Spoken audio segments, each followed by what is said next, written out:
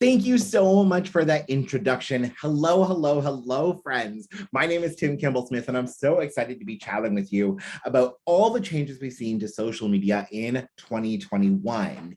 This year, more than I would argue any other year, we've seen more changes to social media than ever before. And it can be kind of a lot to keep up with. So that's what we're going to go over in this presentation. What were those big changes that we saw, and how can small business owners keep up with it? I promise they're not as huge or as daunting as you think they are. Maybe it may require, a couple tweaks, and then we'll be off to the races. So today we're going to be covering, what those changes were, and we're going to go over those changes platform to platform. And we're going to go over which platforms we will be talking about, because not all platforms had massive changes. We're also going to go over kind of some big picture, like I would call them thematic changes to social media that just generally change the landscape and how social media marketing works. And then tips for small business owners like you, like me. So my name is Tim Campbell-Smith. I'm a digital marketing consultant and generalist. I'm based out of Guelph, Ontario, and I work with clients all around North America. Often in social media, we're told to specialize, and I kind of said no to that. So I'm a generalist. I work across all platforms, all disciplines, and with all industries, because I think there's something kind of magical to being a generalist. So again, welcome and thank you so much for being here. So by the end of this presentation, we're going to have really gone over what were those platform-specific changes. We're not going over all of them. We're going over the most notable that small to medium-sized businesses can really influence and respond to. We're also going to go over the overall changes to social media in 2021, what those thematic ones were, and then some actionable tips and tricks. So here's the fact of the matter. Changes to social media in 2021 were massive, and people are still trying to wrap their head around why the changes were so massive. A few reasons, we had the COVID-19 pandemic, which drove a lot of people online, consumers online, businesses online. We had competition with other platforms. This is an emerging theme that platforms will do whatever they have to compete with each other. We also have the introduction of TikTok. So just the introduction of new competitors can change that landscape. We had increased data freedom and data choices that really came out of the EU and then spread across the world. We saw this with Apple. We see this with Google. Things are changing in terms of data privacy and data freedom. And we have Gen Z, the youngest generation, or those born roughly between 1997 and 2010, who are really entering the marketplace as consumers, as employees, as entrepreneurs. And paired with millennials, they're really changing the landscape of how we do business and how we do social media marketing. So the platforms we're going to review today, we're going to look at Facebook, we're going to look at Instagram, we're going to look at LinkedIn and Twitter, Pinterest, and YouTube. These are the biggest platforms that we can talk about. Now, a couple of people have asked, Tim, why aren't we talking about TikTok? Why aren't we talking about Clubhouse? Well, these platforms are still so new, and so it's hard to measure that way. But also, I will say this, they actually haven't had the size of changes that the other platforms have. So we haven't included that. For the same reason, we haven't included Tumblr. It hasn't had as many changes either. So a quick note on that. So let's dive in and let's take a look at these platforms. So the first one, when I was looking at all the platforms we could talk about, the first one that came to mind was Instagram, because there's kind of this waterfall effect where Instagram was a major player and influenced a lot of other social media platforms. So the biggest changes in 2021 for Instagram, first was Reels. Reels are these short videos up to 60 seconds, incorporating music, often something a little sillier. They are actually, for success, they are measured against how likely they are to make other consumers create reels. So does creating this reel encourage someone else to create a reel. That's a core tenet of success. And reels are Instagram's response to TikTok. And that's, we talked about that a moment ago, where we're seeing social media platforms trying to compete with others. So Reels are Instagram's response to TikToks. And we see this because Instagram is really rewarding Reels and people who create Reels. Reels get discovered more, they get discovered more often. There was a period when they led to expansive growth. So Reels. We also have e-commerce integration that's getting better and stronger. So posts with item tags will do well, will get seen by many others. We also can now run more ads and more inclusive ads. And we're going to talk about this in the thematic section towards the end. But social media platforms are realizing people are making purchases. Let's just get them to purchase off our platform. So Instagram has really stepped up on that. And then finally, the most relevant, and maybe one of the bigger ones, is that hashtag best practices have changed. Now we're focusing on less and more relevant hashtags, not just like the max 30 that you can attach to a post. It's about what's relevant. In fact, Instagram creators even came out and said, we recommend 2 to 3 hashtags per post. That's it, maybe 4 tops. Now, the jury's still out on whether that's effective. How much does that really increase discoverability? I still am seeing in my practice with my clients and on my feed that 2 to 3 doesn't totally serve you, but keep it relevant, keep it specific. Going with 30 hashtags for the sake of going with 30 hashtags just to increase discoverability is not quite working. So that's Instagram. Next up, we have Facebook. Facebook is focusing on their own suite of platforms and tools to use, like Business Suite, which is a semi-separate platform to manage business pages, where they're trying to integrate everything into one. So your catalog of products, if you're e-commerce, or if you are brick and mortar and you are e-commerce enabled, they're putting that in one place. They're putting your analytics in one place. They're trying to put your ads in one place. Ad Center is there, but we still like Ads Manager. So that's not totally part of Business Suite. You still need something separate, but Business Suite, Facebook is really focusing on. Next up, live video. This is superior content, still doing great. Next up, just like Instagram, posts with item tags are doing well. Messenger is getting new capabilities. Fun fact, for anybody who doesn't know, who doesn't really study social media, maybe the way marketers do or academics do, Messenger is seen as kind of a separate platform to Facebook. So it has its own capabilities, and it's getting more ad capabilities where you can advertise into Messenger and through Messenger. And Reels are coming to Facebook. So, Facebook owns Instagram. Facebook is seeing how well Instagram Reels are doing. Reels really are competing with TikToks and quite well. So those Reels are coming to Facebook, and Facebook is going to be integrating that success that they've learned from TikTok, they've learned from Instagram into Facebook. So more Reels are coming. After this, we have LinkedIn.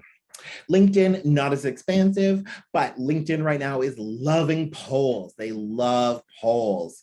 So if you can, do polls, ask questions. Next, they're introducing live video streaming to select accounts. At the time of this presentation, you have to apply for it. And there's some certain requirements for applying for it. So you have to have, I believe it's more than 1,000 connections. You have to tell them, like, what would you talk about in a live? How often will you go live? And then you actually have to deliver on that. And then they also introduced Open for Business feature, which is for anybody who's self-employed or provides services. You can list the services that you offer on your profile so people can see it right there. And we just got reviews. So now the way you leave a review on Google for Business or Facebook or Yelp or TripAdvisor, you can now do on LinkedIn, which is really exciting. Just for fun's sake, I will share as well LinkedIn and Twitter, and we can talk about this in Twitter, but LinkedIn and Twitter tried to introduce stories this year. So in stories comes from Instagram and Instagram stories, which actually was in competition with Snapchat. But LinkedIn and Twitter both started stories and got rid of stories because they were not terribly successful. So then let's talk about Twitter. Not a lot of major changes, but just a couple for you to know. First is that they relaunched the verification process. So if you are a really well-known or a public figure, then Twitter will allow you to get verified. Now, there are strict requirements. Not every business can just get verification. The golden kind of benchmark, and this is what I teach clients and I tell them, is you have to have so much press that somebody else created a Wikipedia page about you.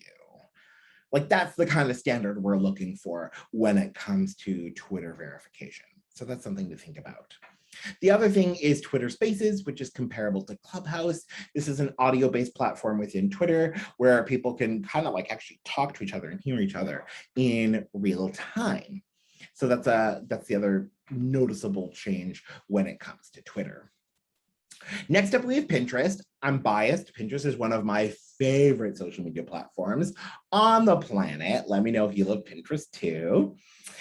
Big changes that came to Pinterest. One is idea pins. So this is kind of Pinterest's response to Instagram and Instagram stories. So, but they don't totally disappear. When you create an idea pin, it does have to go onto a board. It has to live on that board, but it goes to the top of the feed and it gets prompted and shown to more people for 24 hours. Also, just like Instagram, just like other platforms, Pinterest and the idea pins love video pins. So focus on video where possible.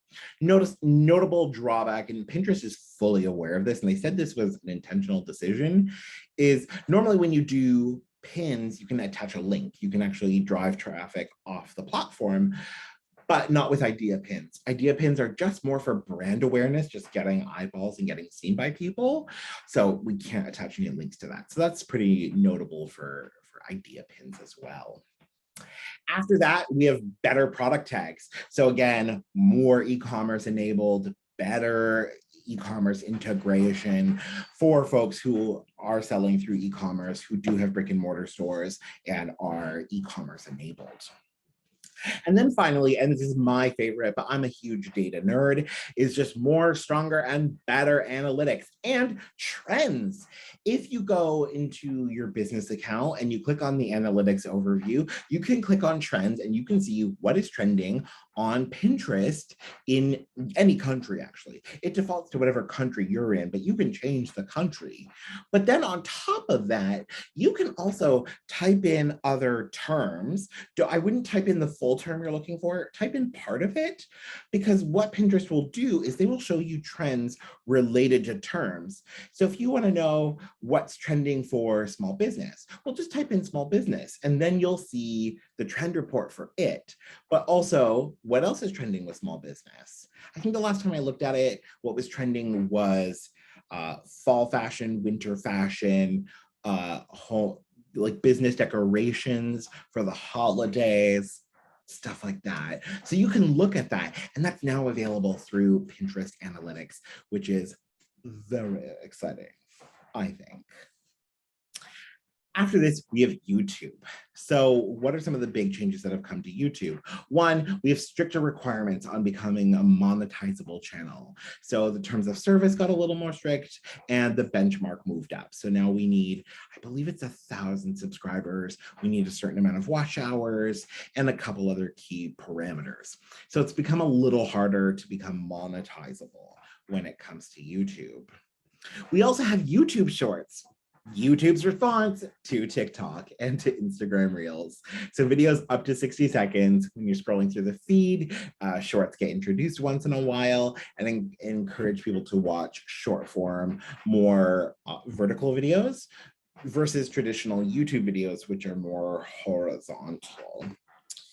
Also, we've noticed that all videos are available for ad placements on them. Before, it only used to be monetizable channels and videos, or those that were eligible that would have ads placed on them. But now YouTube has come out and said, no, every video that gets posted on YouTube is subject to have ads placed on them. And they're trying to increase their ad revenue with that. So, and then the final one, and there's interesting research around how this is increasing engagement and actually improving watch time, are chapters in videos. So often, and like the easy example here are educational videos and videos that teach concepts. So they have chapters. So say I was teaching the 4 parts of a strong social media post. Well, I could put it in, and also YouTube could figure it out through their algorithm, through their AI, what each of those parts were, and they will tell people what the chapters are. So you can introduce chapters into your video, which is pretty exciting. These are the major changes for YouTube, which then leads us to the big picture changes. So these are the platform specifics, and we'll go back over tips and tricks like, okay, what do you do with this? What do you do with that? What do you do with this? But let's also take it just a step back and let's think about social media marketing as a whole. And when we are marketing through social media, what are some of those big changes? Well, first is small bite-sized content. Attention spans are getting shorter. Content too must get shorter. So that's why we have reels that are only 60 seconds, but as quick as 15 seconds. We have YouTube shorts, short articles, just shorter bits. And then with that, lists. And this kind of goes into that content and that bite-sized content. So lists. So anytime you write a blog, when you write a LinkedIn article, when you're writing a LinkedIn post, or you do, say, a Facebook Live, say, here's my top 3 things for social media marketing, make it a list. And then with that, and all of these are very similar and tied together, it's just that short form video. We're seeing polar extremes. So people either like longer videos or videos that tend to be longer than 10 minutes long, or very short videos that are 15 seconds, 30 seconds, 60 is getting a little long within that catchment area. Next, using social media for social good. So especially with the rise of millennials and Gen Z as consumers, as entrepreneurs, as employees, these generations, we tend to be a little more truth focused. We tend to focus on how we're impacting the world and the continuity of the world that we live in. So we expect, and we do business with businesses that share our values and share our beliefs. So businesses have to do that, so that social good, but they also have to talk about it, because that's how we make decisions about the businesses that we patronize, right? Is through their social media. It's a huge channel. Next, and kind of tied to that first one, is just diverse and inclusive social media and business. One thing that I talk to my clients about when I look at their images on their website or on their social media is, if I notice it's all white people, I say that's not representative of your business, of the customers coming through the door for the most part. So change that, right? Making sure that we have diverse and inclusive social media, which sends the signal to consumers, yes, it is okay to do business and it is safe to do business here. Then we also have the rise of live streaming. So just live videos. This is why Twitch, which is somewhere a hybrid between a social media platform and a video streaming platform, but like Twitch is huge. YouTube and YouTube Live, Facebook Live, Instagram Live, LinkedIn Live, almost all of them have lives, so that's an option there as well. That's something we have to think about. We're also looking at way more integrated e-commerce, where consumers shop on the social media platform that they're on, and they pay money on the platform that they're on. So Twitter is playing with introducing like tipping and providing tips to creators. Instagram has actually already begun to roll this out. So there's a transfer, that way. And and we're also seeing just that deeper e-commerce integration. You have a shop, just make sure, it is a shop that is approved by the provider. So for the most part, it's going to be Pinterest, Facebook, and Instagram. And they have a list of their approved partners. And if you can, set up that shopping experience so that people purchase right on social media. Influencers are also on the rise. There's a lot of studies and research around trust and who do people trust. And we know that trust in business and big business and government and many others is at an all-time low. But influencers are at an all-time high. And the most basic reason behind this is Pew Research did some cool research on this and found that people who follow influencers and are engaged with influencers actually perceive them as a friend. Even if they've never met in person, they perceive them as a personal friend. So, who do we trust? This comes back to word of mouth marketing, which is super key and super central to all marketing, to sales and to business. Influencers are kind of the digital extension of that word of mouth network. So influencers are really on the rise as a trusted source in business, also as providers of content and recommendations for products and services. And then user-generated content is just going to continue exploding. It's not enough for you, for your organization, for your business to tell me how amazing you are. I want my friends to tell me how amazing your business is. So getting people to tag you in their posts, getting people to talk about you and leave public reviews, that will be crucial. A quick note before we go into some actionables, and we're actually just going to go right back to the beginning and work through some actionable tips, is I want you to know all of these trends work. All of these trends are noticeable, notable. They're getting attention of academics, of marketing firms, and of consultants like me. So they all work and they all benefit businesses at every scale, and they can work at every scale. You pick and choose which trends that you're going to play with. So let's go to some actionables. Create more reels. Now, I'm gonna say this, creating reels, the production time and energy and expertise, quite frankly, is high. It's a lot. Create them as you can and when you can, but where possible, when possible. If you're using Instagram, please prioritize creating reels. Create those videos, integrate that music, make it as much fun as you can. That's what determines success when it comes to reels.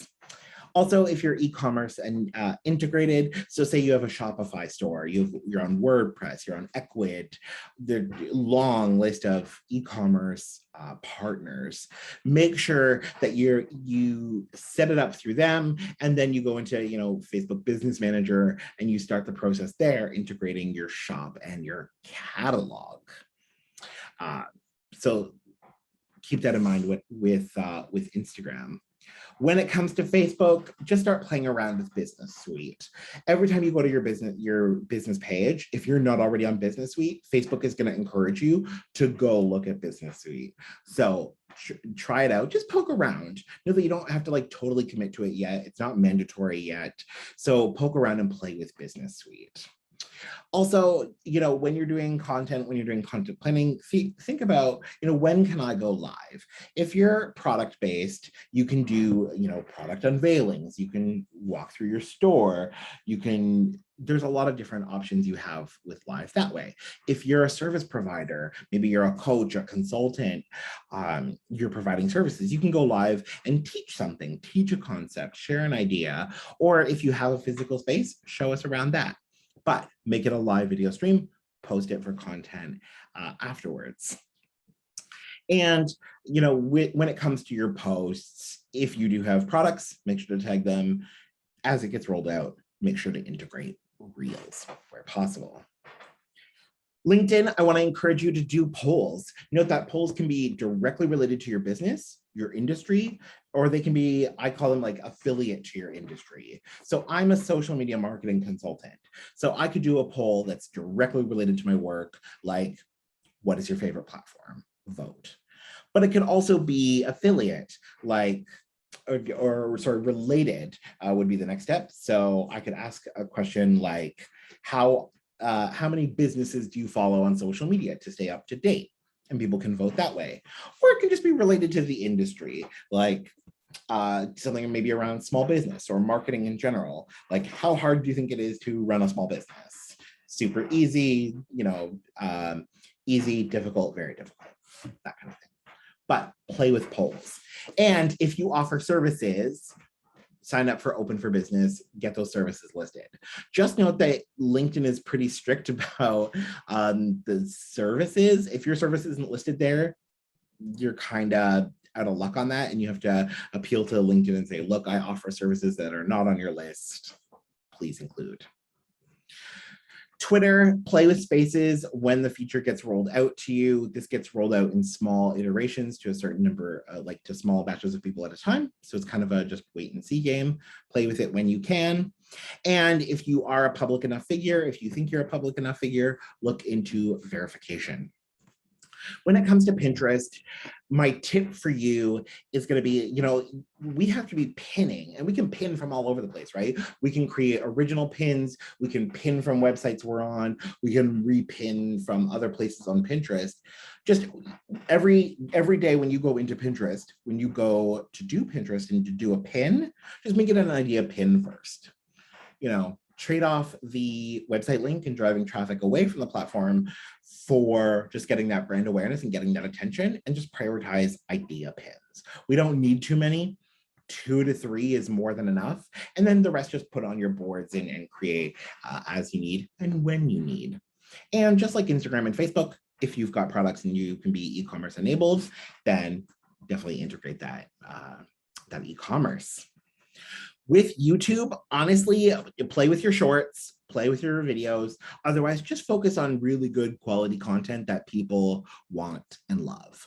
I do find in my years of practice, YouTube is the one platform that people seem to kind of like, it's a lot of a swing and a miss. Make sure you have an entertainment value for a global audience. Give people like a real reason to follow you and to subscribe to your channel and want more, and play with your options there.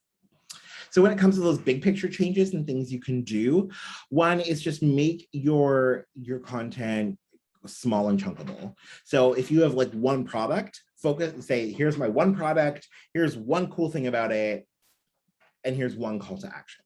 That's it. If you have a service, say you want to talk about a service and the problem it solves, talk about one problem, one like high level strategy, and one actionable tip. That's it. Keep it simple and list form where possible for diminishing attention spans. Whatever good your business is doing, just make sure you're talking about it on social media. And here's a pro tip. I definitely find businesses do well when they get buy-in, when people get to contribute and share ideas. So for example, with one client, we asked all of our followers, what's your favorite charity? And people voted on our charity. And then once we got the top charity that people had voted on, we said, okay, great. Now we're going to do a fundraiser for them through social media here. So we got that buy-in. We did that social good that way. And just make sure that your content is reflecting that diversity. So if you're using stock images, just make sure your stock images have different people of all different shapes, ages, sizes, you name it. Where possible, look into influencer marketing. Influencers and the cost and the price for influencers totally ranges. This is still quite a new field. A bunch of influencers, yes, may work for a product. You can just send them a product. You can send them a gift card or provide services. Others you can be paying for anywhere from $50 to a few $100s to a few $1,000s and higher, depending on the size of their audience and their engagement rate and what platform they're on. And remember, all of these work. Thank you so much for joining, friends. I love talking about all these changes and on all the cool things that are happening with social media. Drop a comment, let me know, where does this land for you? What are you already doing? Or what are you going to be working on after this? If you have any follow-up questions, maybe something piqued your interest or you want a little clarification, my email is here, so you can email me, tim@timcampbellstrategist.com, and I encourage you to connect with me on Instagram and YouTube. Otherwise, have a great day, friends, and we will all chat soon. Bye for now.